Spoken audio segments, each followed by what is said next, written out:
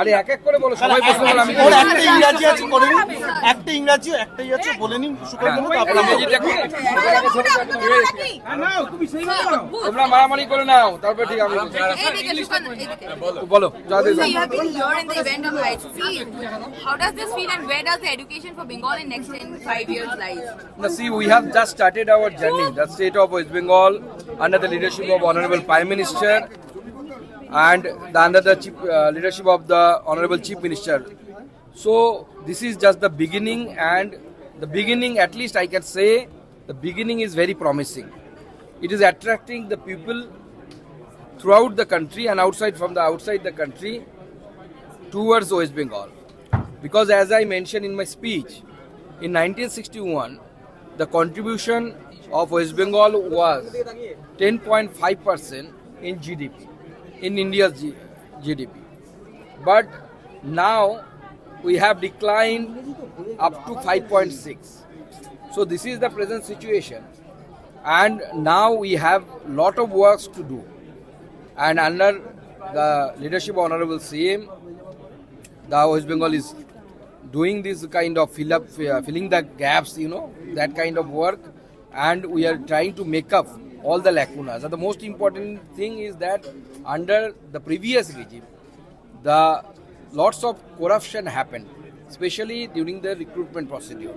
As a result, the confidence of the youth, that has been, decreased. And as a result, now we have to build up that confidence, and we have to establish the law and order so that the investor may come here and they become ready to invest here. So that is the most important thing. And ICC organized this function at the very important time junction, because an Honorable Finance Minister was also present. So it's a good beginning, I feel. Sir বিশেষ অভিযোগ ছিল যে সেন্ট্রালের যে টাকা সেই ফান্ডিংটা একেবারে রাজ্য সরকার allow করছে না, তাহলে এখন কি বিষয়টা ডাবল ইঞ্জিন হওয়ার পর স্মুথ হয়ে গেল? শিক্ষার ক্ষেত্রে কতটা হচ্ছে উন্নতি হবে রাজ্যে? দেখুন, আমরা যখন এর আগে দেখেছি কেন্দ্র সরকারের তরফ থেকে যখন টাকা পাঠানো হতো, যেমন ধরুন স্কুল শিক্ষার ক্ষেত্রে পিএমসি স্কুল, সেই পিএমসি স্কুলকে তৃণমূল এখানে চালু হতে দেয়নি। কারণ কি, একটাই তাদের অবজেকশন, পিএম এই শব্দটা আছে, তো পিএম তো কোনো ব্যক্তির নাম নয়, একটা পদের নাম। এখন সেই পিএমসি প্রকল্পে পশ্চিমবঙ্গ সরকার অংশগ্রহণ করেছে। পিএম উষা, যার মধ্য দিয়ে উচ্চশিক্ষায় রাজ্য সরকার পোষিত বিশ্ববিদ্যালয়গুলোকে কেন্দ্র সরকার কিছু বিশ্ববিদ্যালয়কে ভালো ফান্ড দেয় এবং তাদের ল্যাব রিসার্চ এসবে যেন উন্নতি হয়। তো দুর্ভাগ্যের বিষয়, এই পিএম উষাতেও এতদিন রাজ্য সরকার অংশগ্রহণ করেনি। এবার নতুন রাজ্য সরকার, ডবল ইঞ্জিন সরকার, সেটা অংশগ্রহণ করছে। রাজ্যের বিশ্ববিদ্যালয়গুলো এর লাভ পাবে, ওয়ান নেশন ওয়ান সাবস্ক্রিপশনের লাভ পাবে। আগামী দিনে যে সমস্ত কেন্দ্র সরকারের তরফ থেকে, যেমন পিএম পোষণ বন্ধ ছিল এখানে, মানে স্কুলের বাচ্চাদেরকে যে মিড ডে মিলের টাকা, সেটা পর্যন্ত বন্ধ ছিল।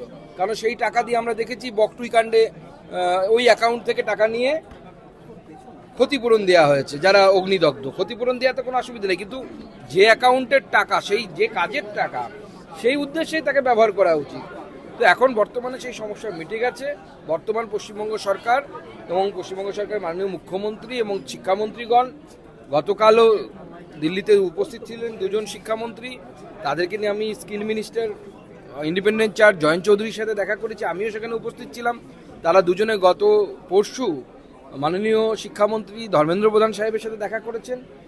দুটো সরকারই হাতে হাত মিলিয়ে কাজ করবে এবং বাংলার শিক্ষা জগতে যে অন্ধকার যুগ শুরু হয়েছিল, সেই অন্ধকার যুগ দূরীভূত। ক্ষেত্রে দুটো কি মাথা ব্যথার কারণ? এক হচ্ছে স্কুল ছুট পড়ুয়া, কোভিডের পর আমরা দেখেছি, আর দু নম্বর হচ্ছে এই যে একের পর এক সরকারি স্কুল বন্ধ হয়ে যাওয়া। দেখুন, কিছু ক্ষেত্রে সরকারি স্কুল বন্ধ হচ্ছে, এর কারণ হচ্ছে পড়ুয়ার অভাব আছে। যেখানে পড়ুয়ার অভাব আছে, স্বাভাবিকভাবে সেখানে স্কুল চালানো কতটা যৌক্তিক সেই বিষয়ে সবাই আলোচনা করে তারপর সিদ্ধান্ত নেওয়া প্রয়োজন বলে মনে হয়। একটা পলিটিক্যাল প্রশ্ন আছে, সেটা হচ্ছে দেবরাজ চক্রবর্তী গ্রেপ্তার হওয়ার পর অভিষেক ব্যানার্জি একবার তেড়ে ফুড়ে নেমেছেন, বলছেন আমার অ্যাসোসিয়েটদের গ্রেপ্তার করে দিচ্ছে, এই খারাপ হয়ে যাচ্ছে, ওই হয়ে যাচ্ছে, কি বলবেন? দেখুন, তেড়ে ফুড়ে নামার কি কারণ আমি তো বুঝতে পারছি না। তো ওনার অ্যাসোসিয়েটদেরকে গ্রেপ্তার করাতে যদি অসুবিধা হয়, তাহলে আমি তো পুলিশ প্রশাসনকে বলবো, ওনারও গ্রেপ্তারি হওয়ার সম্ভাবনা তো সব দিক থেকে দেখা যাচ্ছে। অ্যাসোসিয়েটদের সাথে তাহলে উনি থাকতে পারবেন গ্রেপ্তার হলে। ওনারও গ্রেপ্তার হলে পরে ভালোই হয়, সবাই মিলে একসাথে বসবেন জেলের ভেতরে। ওই বলছি 1300 কোটির সম্পত্তির কথা উঠছে, আমরা জানি না সংখ্যাটা সেরকমই কিনা, কিন্তু মানে এটা তো বিপুল, মানে পাহাড় কেনা, কলকাতা, কালিম্পং। দেখুন 1300 কোটির কথা আমিও শুনেছি, 1300 কোটি তো ছেড়ে দিন, 13 কোটি আমি একসাথে দেখার সৌভাগ্য হয়নি, সেটা আমারও ভাবতে অনেকটা কষ্ট হচ্ছে। সময় আসতে দিন, তদন্তে বেরোবে 1300 কোটি না 13 কোটি না 130 কোটি। কিন্তু যদি যেটা শোনা যাচ্ছে এবং আমাদের বিধায়কও বলছেন ওখানকার, এটা যদি সত্যি হয় তাহলে পরে সত্যি চিন্তার বিষয় যে রাজনীতি কি এই জায়গায় পৌঁছে গেছে, বা তৃণমূল আমলে রাজনীতিটাকে কি এই জায়গায় পৌঁছে দেওয়া হয়েছিল যেন রাজনীতি যেন তেন প্রকারেরও পয়সা রোজগারেরই পথ, অন্য কোনো কিছুর পথ না।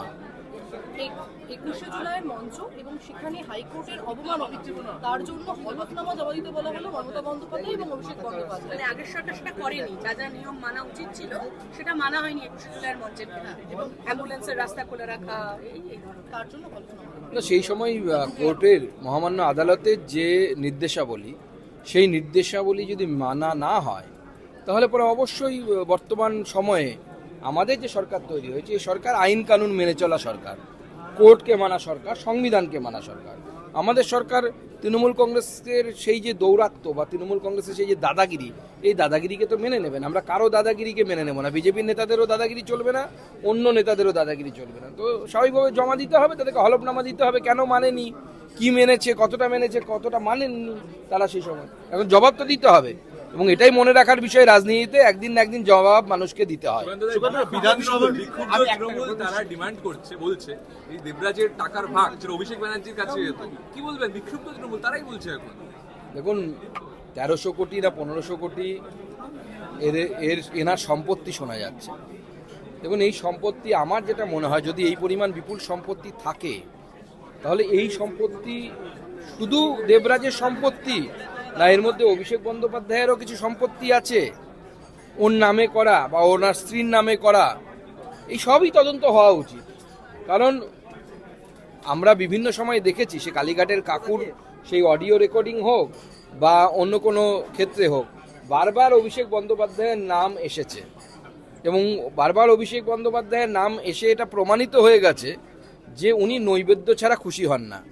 তো সব ক্ষেত্রে নৈবেদ্য ওনার চাইতো, মানে চায়। তো স্বাভাবিকভাবে ও দেবরাজ এত কিছু করেছে, সে নৈবেদ্য পাঠায়নি ওখানে, সেটা তো হতে পারে না। সরকার সিদ্ধান্ত নিলে জানাবেন। বিধানসভার যখন লড়াই আপনারা করছিলেন তখন কি ভেবেছিলেন 2 মাস আপনাদের জেতার পর এই তৃণমূলের দুই পক্ষ প্রতিকার তহবিল নিয়ে আমরা টানাটানি করবে, 6 তারিখের মধ্যে সবাইকে স্পিকারে? আপনারা ভুলে গেছেন, আমার বহু ভাষণ আছে, রিক্যাপ করে দেখে নিন। আমি বলেছিলাম যে পুলিশ না থাকলে 15 মিনিটও তৃণমূল পার্টি অফিস খোলা থাকবে না। তৃণমূল তো আমাকেও ভুল প্রমাণিত করে দিল। 15 মিনিট কেন, 15 সেকেন্ড লাগেনি। ওই যে রেজাল্টের দিন বন্ধ হয়েছে, তারপর থেকে আর খোলেনি পার্টি অফিস, কারণ পুলিশ সরে গেছে। পার্টিটাই পুলিশ দিয়ে চলতো, অ্যাডমিনিস্ট্রেশন দিয়ে চলতো, পার্টিতে কিছু ছিল না, এখনো নেই। স্বাভাবিক এরা লড়বেই, এখন ওদের মুসল পর্ব চলছে, ধ্বংস হবে।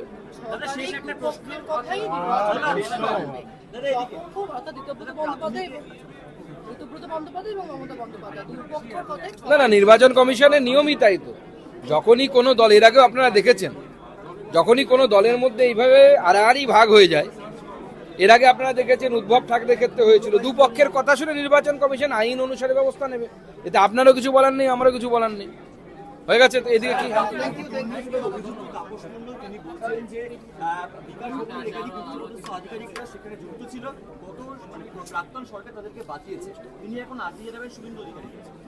দেখুন, তদন্ত চলছে, তো সিবিআই তদন্ত চলছে, ইডিও তদন্ত করছে। তো স্বাভাবিকভাবে উনি জানাতেই পারেন মাননীয় মুখ্যমন্ত্রীকে, আমরা তদন্ত ভার প্রয়োজনে পুলিশ ইনভলভ হবে আগামী দিনে, কিন্তু কাউকে ছাড়া হবে না, এটুকু আমি আশ্বস্ত করতে পারি। হুমায়ুন কবির আজও বলতে হাজিরা দেবেন না বলছেন, তখন মানে এদের কি এই কথাগুলো কি বন্ধ করার কোনো উপায় হবে? এই ধরনের দেখুন হুমায়ুন হোক, আকবর হোক, বাবর হোক, এই ভারতবর্ষে এসে সবাইকে টাইট হতে হয়েছে, ঠিক হতে হয়েছে, এদেরকেও ঠিক হতে হবে, চিন্তার কোনো কারণ। Thank you. আপনি কি নেতাজি ইন্ডোর যাচ্ছেন?